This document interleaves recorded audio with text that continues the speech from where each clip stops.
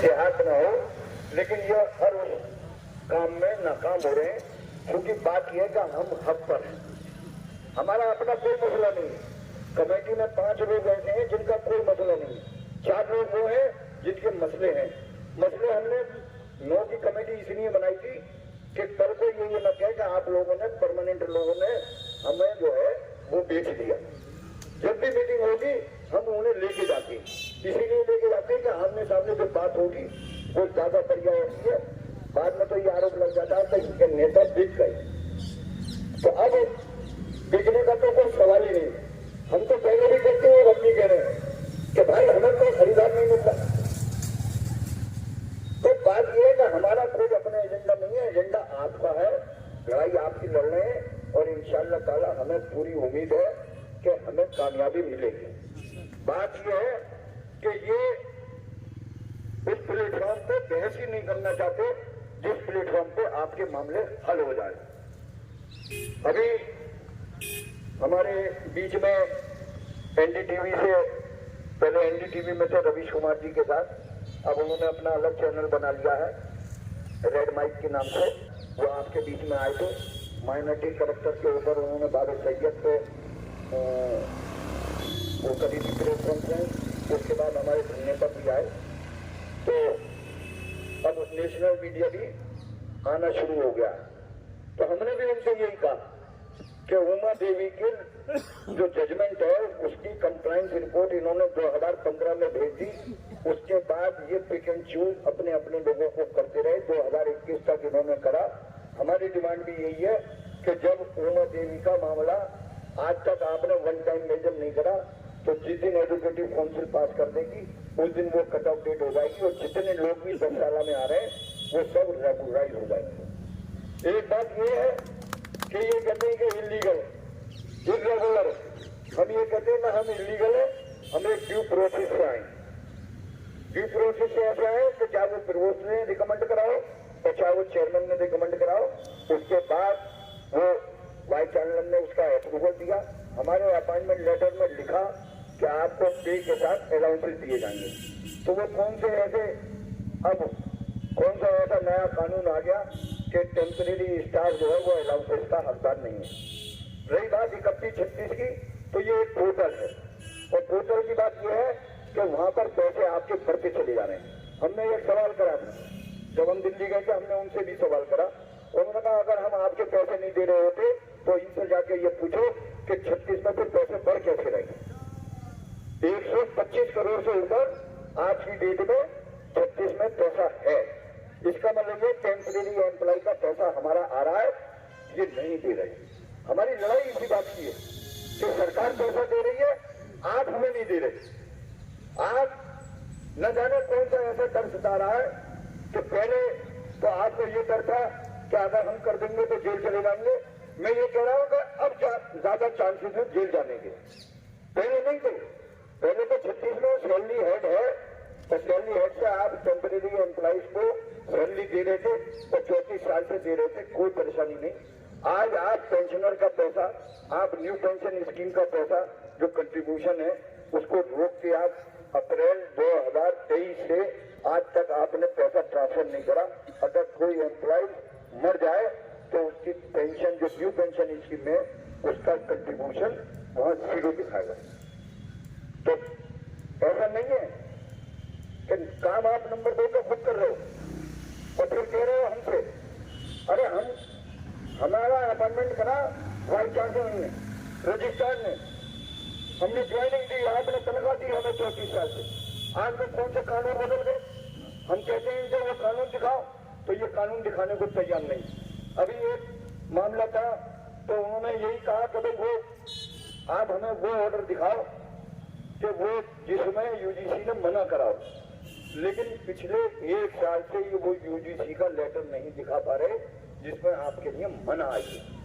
ये 2019 का एक लेटर दिखाते हैं और वो 19 के लेटर में सिर्फ ये लिखा है कि contractual outsource daily wager employ को जो आप 36 से पेमेंट कर रहे हो वो आप नहीं करोगे। वह कहीं टेम्परेरी एम्प्लॉय को मना नहीं है। लेकिन बात यह है कि न ये जानते और न ये मानते। तो साथियों, हमारा भी हौसला कम नहीं है, बिल्कुल भी। इंशाअल्लाह ताला जब आप घर से निकल आए तो कुछ लेके जाएंगे और पूरी डिमांडें पूरी करके जाएंगे, चाहे हमें उसमें कुछ भी करना पड़ जाए। रेहान भाई 3 दिन से बीमार, लेकिन धरने को इन्होंने भी नहीं छोड़ा। हमारे भी दर्द है, लेकिन हमने आपका दर्द अपने दिल में ले रखा है। हम उस दर्द को ज्यादा बड़ा मानने बनी तो जो हमारे सीने में दर्द है, जो ठंड की वजह से।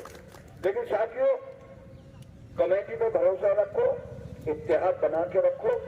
एक केस था मुस्तकीम का, 2 प्रोफेसरों की लड़ाई में वो 13 साल नौकरी करके गया और उसे एक्सटेंशन नहीं भेजा उसका, जिसकी वजह से उसकी नौकरी खत्म हुई। वो हाई कोर्ट गया, हाई कोर्ट से ये आया कि आप 36B में उसका नोटिस दीजिए। 36B में हमने उसका नोटिस दिलवाया। आज ग्रीवेंस कमेटी की मीटिंग थी, अल्लाह का शुक्र है, अल्लाह ने चाहा वो ज्वाइन करेगा। तो साथियों, ऐसा नहीं है कि हम इंडिविजुअल भी छोड़ रहे हैं, कि किसी की इंडिविजुअल अगर प्रॉब्लम है तो कमेटी उसको भी सरे फहरिस्त रखे हुए और जितनी भागदौड़ हो सकती है वो कर रहे हैं। तो साथियों भाई, इत्तेहाद बना के रखो। देखो, नौजवान लोग जो हैं वो ये कहते हैं कि आप स्ट्राइक करो और इंडेफिनिट करो।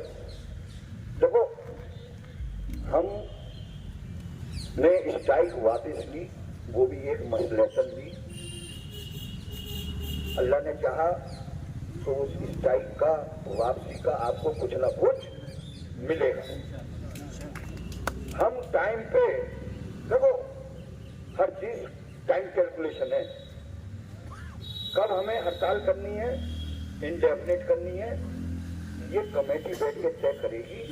जब बात में आके हम कोई फैसला नहीं करेंगे, क्योंकि ये लड़ाई लंबी है। मैं पहले दिन से कह रहा हूं, अगर आप सारे मिसाइल एक साथ छोड़ दोगे तो निहत्थे मारे जाओगे। हमें मिसाइल अपने संभाल के रखने, जब जरूरत पड़ेगी जब हम चला देते।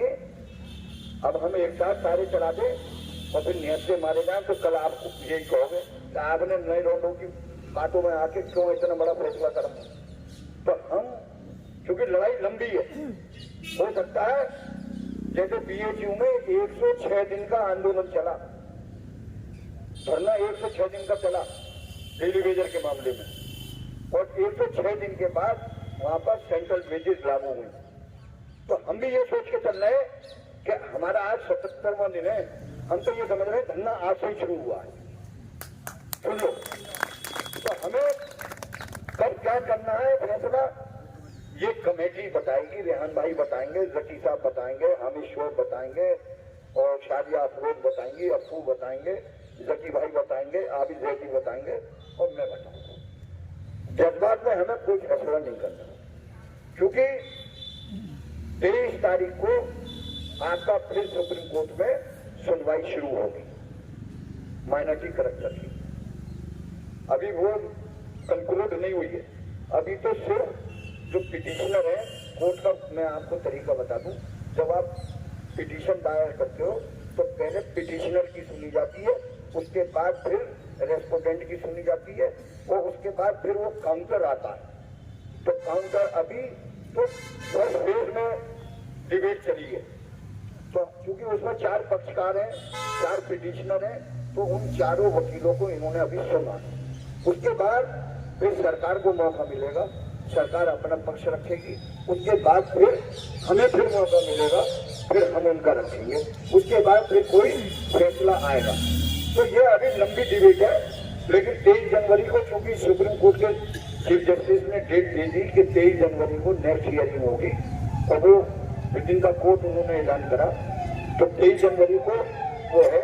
और जहां तक मेरे सूत्रों से ज्ञात हुआ है कि इन्होंने 24 तारीख को एकेडमिक काउंसिल की मीटिंग रखी है, वो भी पोस्टपोन होगी, क्योंकि जब 23 तारीख को लगातार तारीख होगी तो 24 तारीख को जब वाइस चांसलर यहाँ होंगे ही नहीं और लोग होंगे नहीं, तो फिर एकेडमिक काउंसिल भी नहीं हो सकती और उसके मामला के फिर इसी में जाएंगे। तो साथियों, हमें कोई फिक्र नहीं। देखो, जहाँ हम 77 दिन, हो सकता है अल्लाह हमारे सब्र का पैमाना नाप रहा हो, लेकिन हम सब्र का दामन नहीं छोड़ेंगे किसी भी हालत में। और हमने जब ये तय कर दिया कि हम जाएंगे नहीं, चाहे हम मर जाएं, लेकिन इंशाअल्लाह ताला तुम्हारा मुस्तकबिल रोशन करके जाएंगे। तो यकीन रखो, बहुत से लोग व्हाट्सएप पे सवाल करते हैं, मैं व्हाट्सएप पे यकीन नहीं करता बिल्कुल, क्योंकि वो लोग सवाल करते हैं जो ड्राइंग रूम में बैठकर या अपने बेडरूम में बैठ के रजाई में व्हाट्सएप करते हैं, जो कभी धरने में नहीं आए। तो इनका क्या है, इनका क्या है, ये 77 जोड़े अब तक बैठ चुके हैं यहाँ पर, उनका क्या है, ये मोहब्बत में तो बैठे हैं आप लोगों की, और कमेटी आपकी लड़ाई लड़ रही। सबसे ज्यादा सवाल वो करेगा जो कभी कोई काम नहीं करेगा, सबसे ज्यादा उंगली भी वही करेगा। तो साथियों, इन ऐसे लोगों से भी कोई टेंशन मत लेकर करो, न जवाब दो।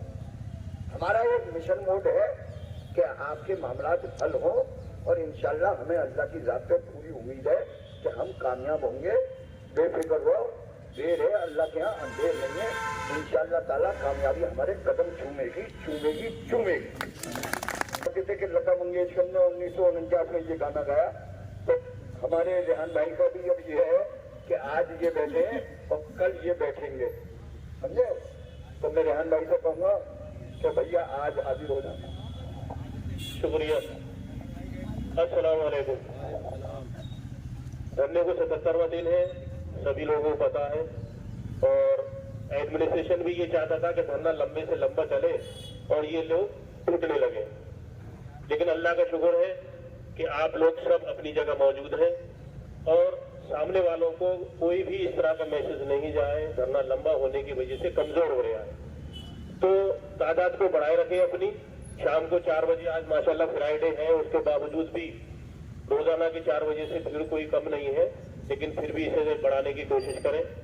आज आपके बीच में धरने पर इम्तियाज साहब और शाकिर साहब, जो दोनों नजीर तरीन नाम से थे, इनका कमेटी की तरफ से और आप सभी लोगों की तरफ से बहुत बहुत शुक्रिया। कल आपके बीच में अल्लाह बख्श और अरशद साहब, जो के निजामी कुरानिक स्टडी सेंटर के हैं, दोनों लोग वो बैठेंगे। कल भी आप लोग तशरीफ लाइए, बहुत बहुत शुक्रिया। और आप लोगों से दरख्वास्त ये है कि जिन कुर्सियों पर बैठे हैं उन्हें इकट्ठा करके अंदर रख दें, और कुछ साइड में लकड़ियां हैं उन्हें भी अंदर पहुंचवा दें। बहुत शुक्रिया सभी लोग।